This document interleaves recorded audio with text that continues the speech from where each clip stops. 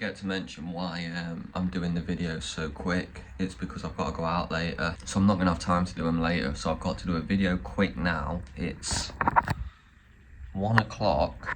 I've already finished. I'm just getting onto the editing now, just uploading the files from the cloud, and then I'm gonna try and get it finished and then get it uploaded for about 5 or 6 o'clock. But it's only gonna be a quick one. I need your help. But yeah, so sometimes I've got to do something. Sometimes I can't just be a loser sat in this crack den all night. You know, unfortunately, I wish I could, but I can't. But let's get on to the races. Right, so this is going to be a quick 5-minute video today. This is water pistol to my head, and I'm terrified of water pics. I don't think I can use the G word on YouTube. Remember, it's only 12:30 this on Wednesday. You know, I'm filming this. I'm giving you Thursday's tips before Wednesday's racing. Just remember that.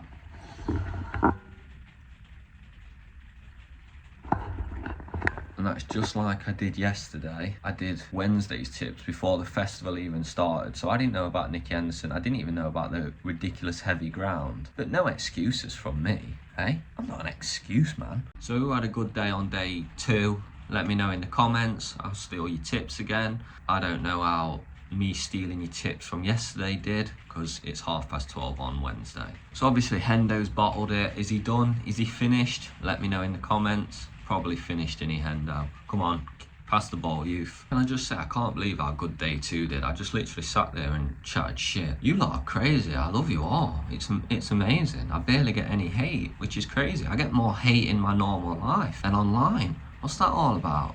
Women, probably. So again, quickly, water pistol to my head, and I'm terrified of water. Let me just have a quick look at my ratings. What a tough race. You know, I wouldn't rule out Facile Vega, Ginny's Destiny, Grey Dawning, Let's Be Clear About It, and a Rocco all have a chance. Jello if you fancy an outsider. But I don't have a bet in this right now. I'm thinking I might lay Facile Vega if it gets short, you know, if it gets around 3.5, 5-2. I think I might lay Facile Vega, even though I think it's got a good chance. I just think with like Ginny's Destiny and Grey Dawning, Let's Be Clear About It, they all have a chance as well. So let me know what you think about this race. I think I might lay Facile Vega, but I do not have a bet in it yet. So then we move on to the 14:10, which is a Premier Handicap. Very, very tough race, this one, but there's value in it. There's good prices. I don't know if I found the value, but there is value in it. To be honest, on my ratings, most of them seem pretty well handicapped to go well, which makes it a real tough race when you've got about 10 that are handicapped to go well. The one that jumps out at me, it's not flying out the screen, but it's jumping out at me, is Gaif Chul. Again, them bloody Irish names. Or French. Is it French, lads? God, I'm stupid. Has anyone not realised I'm an idiot? So yeah, I think Gaif Chul is nearly certainly well handicapped to go well here. He's 9-1, 6 places. I've got this bet on. I might take more in this race. You'll have to let me know what you're thinking in this 10:2.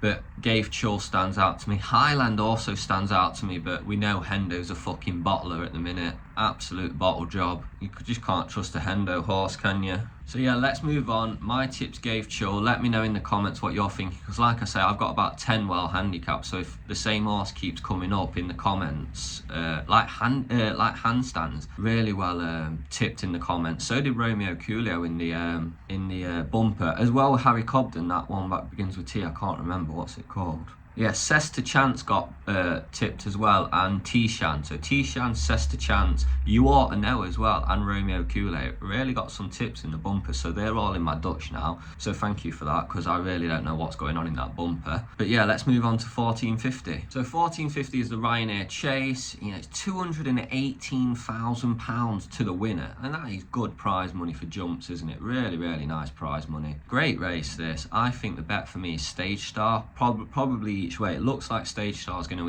hit 5-1. The only problem with Stage Star is, apart from Harry Cobden, the only bad race he's run, I backed it. And it's the only time I backed Stage Star is when it ran terrible. It's on the vlog. That might have been my start of the Harry Cobden phase. I love Harry Cobden, but he hates me. And he needs to show me. He needs to give me a winner. He seems to be happy to tank his career just to make me look like a silly goose. But yeah, so I think the bet is Stage Star each way, or if the ground dries out a bit, Stage Star and Banbridge Dutch. I think if the ground dries out, a Stage Star Banbridge Dutch is a beautiful bet in my opinion. I wouldn't dismiss many in this race. I don't mind Protectorate, I don't mind Fugitive, but my bet will centre around Stage Star in this race. He's got decent form at Cheltenham, hasn't he? One bad race, the one I backed. So let's move on to the £3.5. So the £3.5 is the Stayers Hurdle. £182,000 to the winner. But yeah, I mean, we all know Tiapu is the classiest horse in the race, but he's not been missed in the market, has he? The price is probably a little bit short for me.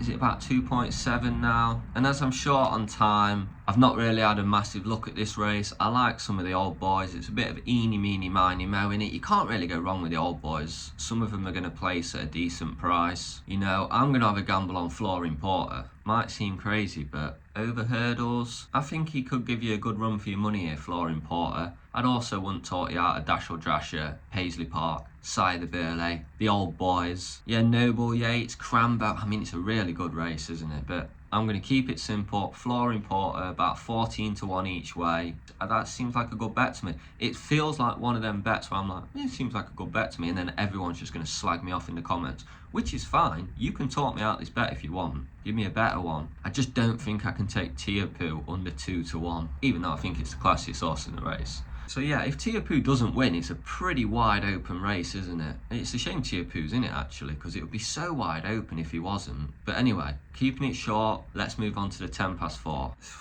Real tough race, isn't it? There's 21 runners, just a 67,000 to first. I think Kribili is the best handicapped horse in the race, but I think I might take him on at the prices. Again, this is where I probably need you guys. I think Kribili is the best handicapped horse in the race, but is he getting too short? 3 to 1? Feels like he's getting a bit too short, doesn't he, for this race? The Lay King's here, and he's thinking, well, if Il Ridotto, Shake 'em Up Harry, and Theatre Man, is Kribili 3 to 1 if they turn up and give the run in? I'm not so sure about that. But I do have Kribili better handicap than them all. But yeah, give me your comments on this one, because I think I'm going to lay Kribili, but I'm not buzzing with it. Now let's move on to the 1650. The 1650 is the Ryanair Mares Novice Chase. Novice Hurdle, sorry. Fucking hell. Decent race, but honestly, this is probably my nap of the day. I'm sure a lot of you found it, but brighter days ahead. I think it's quite clearly ahead of the field. I'd be a bit worried about Jade de Grugy, but honestly, I'd lay Dysart Enos. I think that's layable at like 5.5. So sorry to anyone who's got that on, but maybe I'll end up looking stupid at the end. But I don't see how Dysart Enos beats both Brighter Days Ahead and Jade de Grugy. I just don't. Can't see it. Can't see it, fella. So let's move on. Brighter Days Ahead, that's my nap. I can't be talked out of it. Let me see what you're taking it on with. Or give me some confirmation bias by telling me, yes, that's a great nap. So let's move on to the last race of the day, which is the £5.5. So the £5.5 is the Kim Muir Challenge Cup for amateur jockeys. Can I just get some praise in the comments below? Because how quick have I just flew through this video? I haven't got the time today. Anyway, £5.5, what a ridiculously tough race to try and break down. I'm gonna need your help again. I mean, it's just what you need, innit, when you're getting burned out to have to break down this race. I'm just looking now and I'm like, I mean, from my little bit of research into this race, I'm probably looking at Angel's Dawn at around 10 to 1, and my outsider, which is a pure gamble. Come on, we're all allowed to gamble at Cheltenham. I mean, he hasn't finished 3 of his last 4 races, but he was brought down in 2 of them, so come on, not all his own fault. So I might have an each way on Gordon Elliott's runner, Fakir Diallen, at 28 to 1. I think 28 to 1, you can't go wrong, can you? Been bought out, and it's got good Cheltenham form. So yeah, I mean, give me your thoughts on this race.